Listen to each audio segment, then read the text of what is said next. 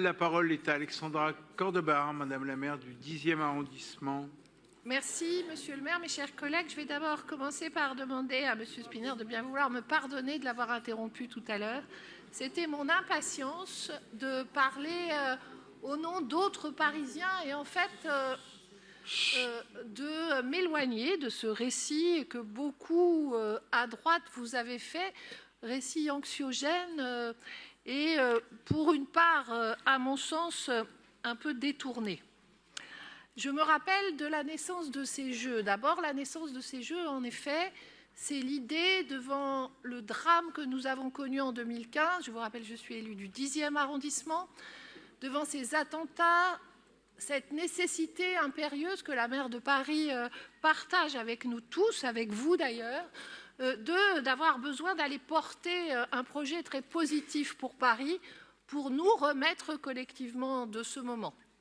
C'est ensuite 10 ans de travail avec une volonté exprimée par la maire de Paris et l'ensemble des partenaires qui ont travaillé d'arrache-pied pendant ces 10 ans, 9 ans, 8 ans, qui ont travaillé tous ensemble, à vouloir réussir des jeux différents. Des jeux non pas au rabais, mais des jeux plus sobres, des jeux plus inclusifs aussi, qui permettraient, notamment en étant en cœur de ville, de pouvoir faire partager d'abord les merveilles de notre ville au monde entier, mais aussi les jeux à l'ensemble des Parisiens. C'était ça le projet.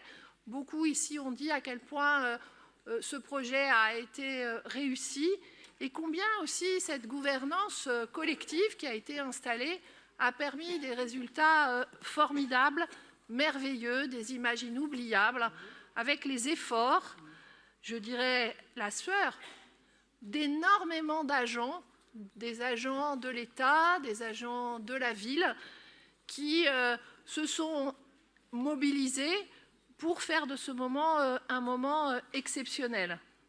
C'est l'histoire de nos quartiers populaires également, qui ont vu en cœur de ville passer des épreuves, ce vélo dans les rues du 18e qui descendait, enfin ces vélos qui descendaient au milieu de la foule.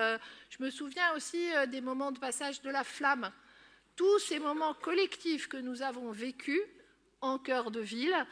Je parlerai également du moment du marathon pour tous, comment on fait partager à toute une ville la ferveur de ce moment olympique. C'est tous ces visiteurs dans nos fan zones, dans nos sites merveilleux, installés pour le 10e dans la Grange Jaubel, dans un quartier populaire. Il n'y a pas de raison que vous vous en rappeliez, mais moi, comme maire du 10e, je me souviens que ce quartier, il y a moins de 15 ans, avait connu des rixes mortels, connaissait un trafic sans limite, et qu'avec les forces de police, avec notre énergie collective, avec l'argent de l'État aussi pour la politique de la ville, nous avons réussi à le transformer avec l'investissement que nous y avons mis, la ville et l'énergie. Bref, cette énergie collective que les habitants nous réclament à tout moment, qui donne ensuite un quartier qui s'est mélangé, les bobos du quartier qui descendent dans la cité, et tout le monde qui regarde ensemble les jeux, ce qui donne à la fin des gens fiers de leur quartier et surtout des gens qui vivent ensemble. Parce que l'histoire des jeux et l'histoire des jeux à Paris, ça n'est certainement pas des gens qui balayent ou même si ça a été formidable de les avoir tous, uniquement des agents de sécurité dans toutes nos rues. On était vraiment dans une mobilisation extrême, mais c'est aussi des gens qui vibrent ensemble. Et c'est exactement ce projet collectif que la France avait failli perdre quelques semaines avant. Rappelez-vous des scrutins et du ventre serré que nous avions tous au moment des législatives. C'est montrer au monde entier que la France, ça n'était pas ça, que Paris, ça n'était pas ça, c'était autre chose. Et c'est ça l'histoire des Jeux, chers collègues de droite, qui avaient parlé si durement, avec, comme d'habitude, une condescendance sans limite à la maire de Paris. Je voudrais aussi dire donc, et je témoignerai peut-être seulement de ça maintenant, que je suis infiniment reconnaissante à la maire de Paris, au préfet d'Île-de-France, au préfet de police, d'avoir eu cette intelligence collective de dépasser ces préjugés et l'ensemble de ces énergies négatives dont vous et d'autres, vous n'étiez pas les seuls, nous avez abreuvés pendant la période. Y croire, faire devenir ce moment magique, rester ensemble. Inspirons-nous, chers collègues, je vous le dis régulièrement de cela. Nos concitoyens attendent que nous travaillions ensemble, que nous soyons unis pour le meilleur et pas que nous racontions en permanence des choses fausses sur notre ville merveilleuse. Je devais également parler, mais d'autres l'ont fait et je vais être rapide, de ce que ça a permis en termes d'inclusion. Il y a eu nos quartiers à accessibilité orientée.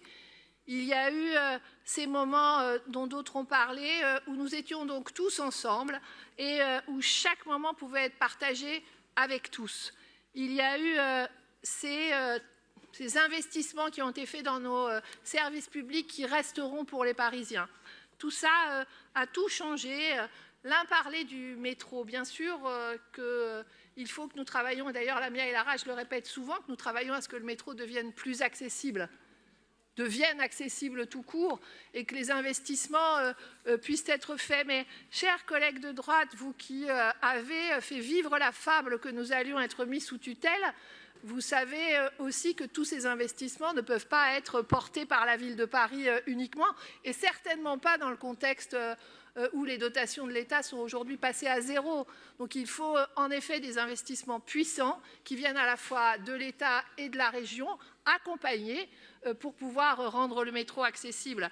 Ne demandez pas à notre collectivité de prendre des compétences sans les budgets qui vont avec.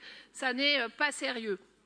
Pour conclure, je dirais qu'il ne s'agit ni d'une parenthèse à refermer, ni non plus de jeux qui devraient durer plus longtemps qu'ils n'ont duré.